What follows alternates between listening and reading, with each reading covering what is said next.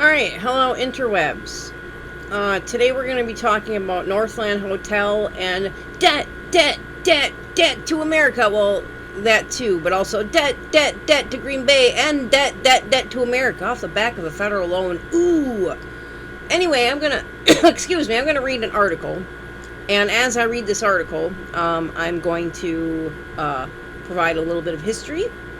And I'm also going to provide a lot of his snarky history. So I hope that former Alderman Chris Weary can, I don't remember how he voted, but I can go ahead and look that up again. And, well, pretty much all of them. I know how Guy voted, but that doesn't matter. He's still an asshole. Anyway, this is not about Guy being an asshole, though. This particular case, he was actually right about something. Oh, God, yuck. Anyway. This article is written by the very talented Jeff Boiler. And that's why I'm deciding that I'm going to read this article from the Green Bay Press-Gazette, because Jeff wrote it, and once upon a time when I was fighting for cannabis, Jeff personally thanked me, and he knows that I'm a real one. He might also know some of the things I was saying in a little private chat about Brenda Besaw and Mortenson's, and, well, we'll get into that another time. Anyway, the title of this, it was also by Jesse Lynn. I don't know who that is, but I know who Jeff Boiler is. Northland Hotel will be sold after Green Bay City Council waives loan.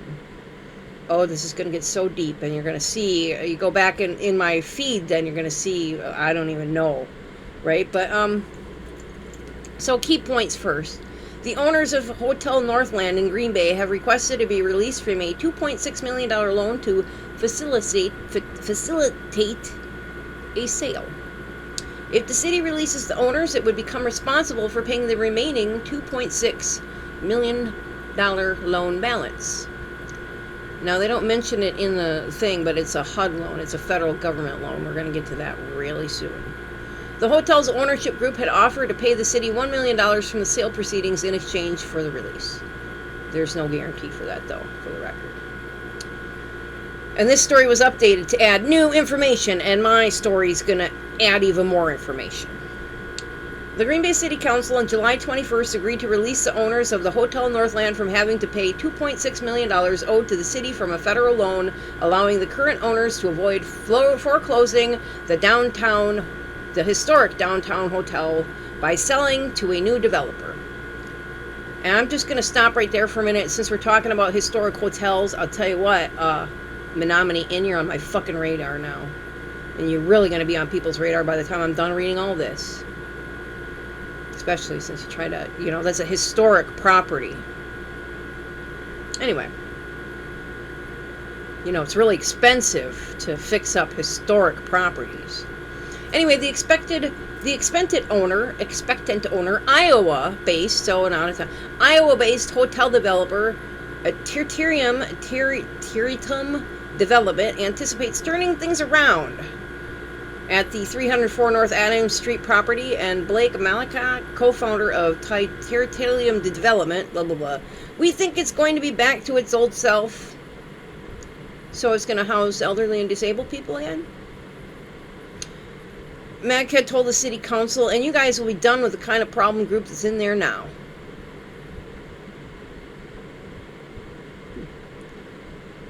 So the one that worked with Schmidt, sorry. Voting 11-1 with city council member Bill Morgan dissenting. I gotta find Bill Morgan. Morgan's not too far from here. Anyway, the council agreed to terms asked by the Octagon Credit Partners, part of Northland's current ownership group.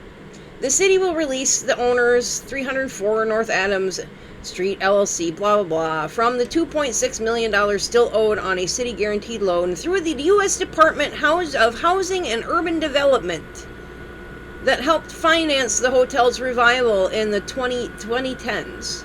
The release would also waive any obligations for the hotel's prospective buyers. The lease for the adjacent Pine Street parking ramp would be reassigned as well. Now, this is going to get really interesting as we talk about what's going to happen to their federal funding, because they have another project, I want to say, that's called the Lofts, and I might have just totally avoided certain death. Well, I mean, I went through it anyway, but just had a feeling.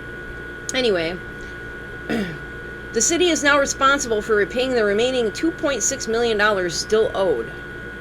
Otherwise, it risks seeing the amount deducted from its annual federal community development block grant funds, which are used to support housing and community programs for low-income households.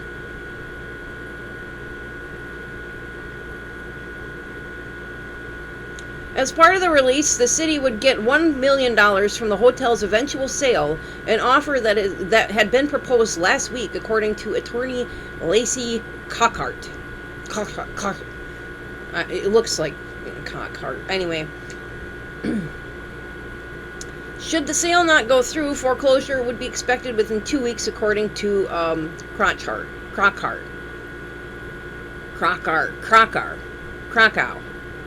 In the case of foreclosure, the city would not likely recoup any of what it is owed.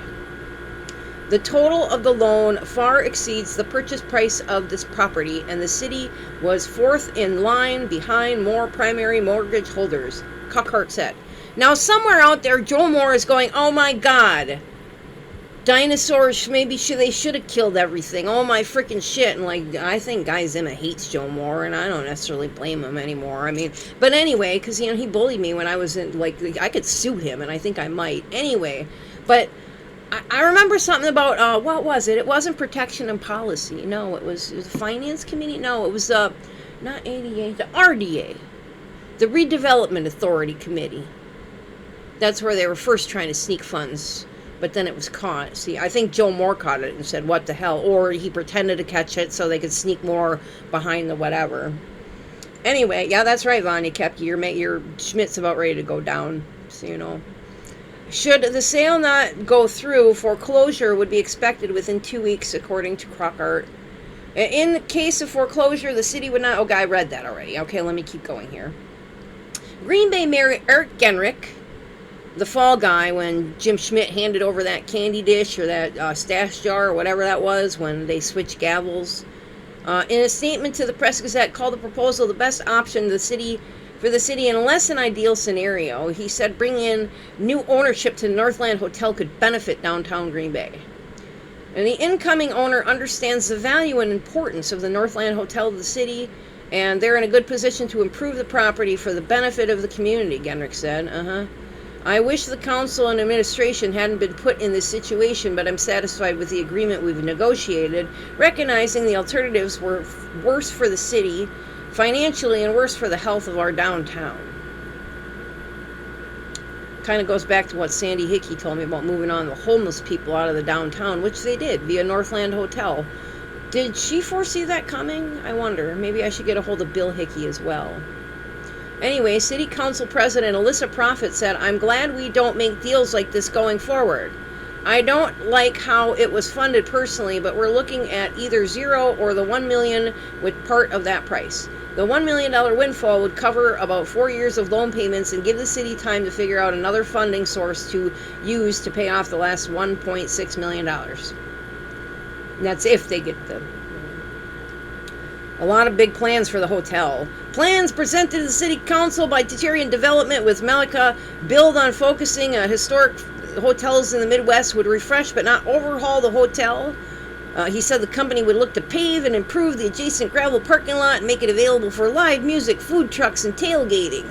The historic Walnut Room restaurant in the hotel would begin serving dinner, according to Malika. Rooms would be touched up, the lobby and furniture would be done, the unused basement with the bowling alley would be made public during certain weekends. Well, there's a private bowling alley, huh? It's interesting. And for someone who used to house people people like me. People like the Green Bay motherfucking sausage. The hotel name would not change, Malachi said in response to a question asked by City Council member Melinda Eck. Yes, that's the most important thing happening, isn't it? Now ask yourself, why did New Cap really close? What's really going on? Rhonda? Internet Rhonda. Now you know. This is a great opportunity we saw coming to be involved with an iconic set. Oh yeah, that's what's happening with the Lloyd building too. I know Stephanie said, isn't it weird that they put all these poor people right on the waterfront? No, it's not. When I continue reading this article, it's a cash grab. So they steal the money from HUD and then they sell it, they get the tax credits, and they were never going to keep people like me in that beautiful waterfront property. Isn't that right, Mr. Hoffman? This was, we saw it come to be involved in an iconic asset that turned into things around. On that point, we're really excited about the property. Now this is where it gets really interesting, because we're going to be talking about banks, and this is where I'm going to have some questions for Mr. Weary, and I'm not saying that they're all necessarily bad. I'm curious exactly what he was snooping for, but we'll get to that. The circumstances surrounding the loan and revitalization in question recall a series of financial struggles to complete the hotel's $55 million renovation and reopening meant to recapture its historical legacy. Built in 1924 for $1 million with a Tudor revival facade, the 9-story Hotel Northland was Green Bay's largest and finest hotel for over 50 years and reflected the city's growth according to the Wisconsin Historical Society. It was a nexus for social events. It was home to Curly Lambeau. I think that was in my, reference to it was in my video on the Internet Archive. About some of this about a year ago for a contest, but a lot of people saw it that aren't necessarily from Green Bay. But anyway, the likes of them are presidential candidate John F. Kennedy stayed there. Wow, that's probably how they set him up to get off to Green Bay. Like, all roads lead back to Green Bay.